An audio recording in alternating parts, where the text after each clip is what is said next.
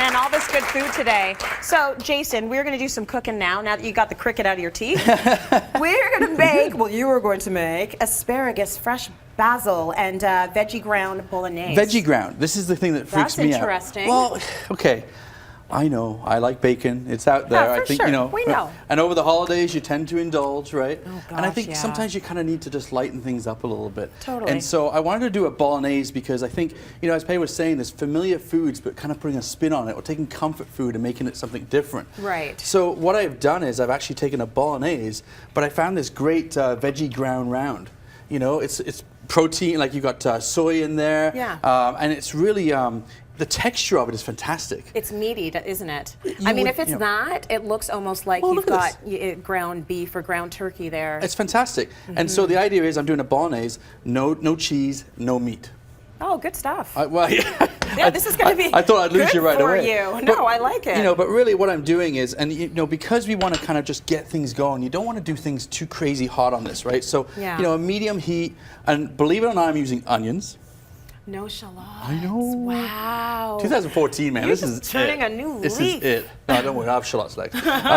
No, but onions because I want robust flavors. I want to build this up. Yeah. You know, the one thing that people say about this veggie ground round, things like that, they say, oh, it's missing a little. I don't really think it is, but if you really want to add that punch, take a little bit of onion and garlic. And I've got a lot of garlic here.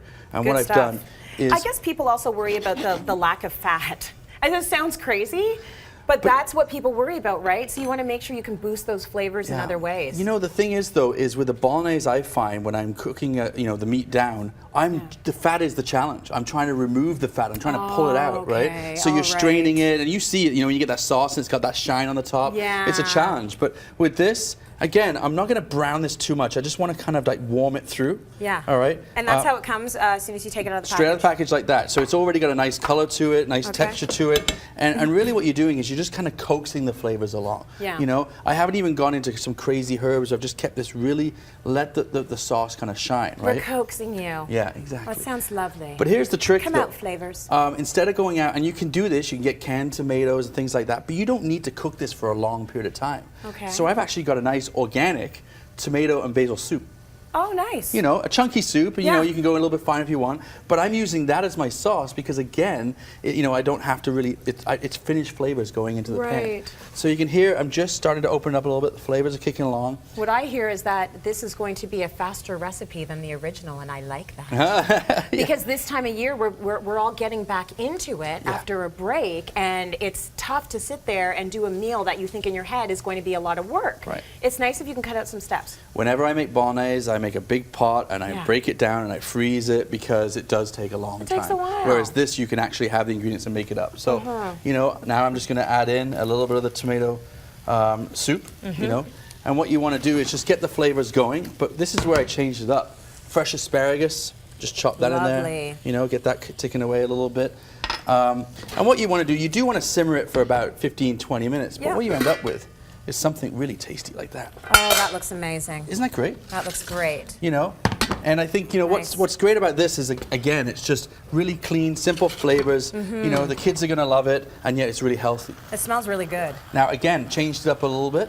We're not going straight into like a spaghetti. I changed it and did a tagliatelle. Yeah. You know, what do you like about that noodle? I like it. It's got more of it's a wider noodle, so it's got more, you know, there's more pasta to it. Yeah. You know, I find that when you put spaghetti in there, you tend to end up having too much sauce. Right. And some people will fight me on that.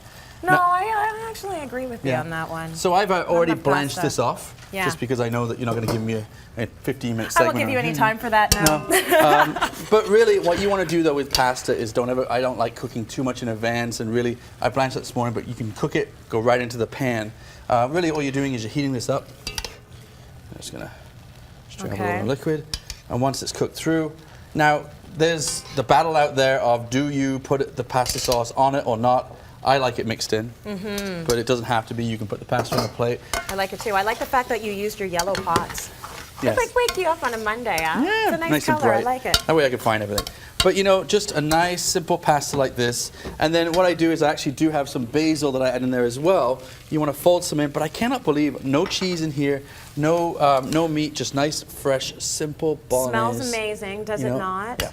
and looks amazing. Oh, yeah, it's fantastic. Oh, good stuff. You know. And a much lighter version. So sometimes I think this time of year is all about tricking yourself into thinking you're having a high-fat meal when really you're having something that's really healthy for you. Well, it is real simple. Could be done in, you know, probably 15 minutes or less. Yeah. And, Split you know, that with someone, though, people. And if you want, You're not allowed to eat the whole thing. if you want to add some cheese in there, I would recommend adding a goat's cheese or something like that. Totally. Or something really fresh, vibrant, brings it to life. Love that. Okay, we're putting that on our website as well, cityline.ca. And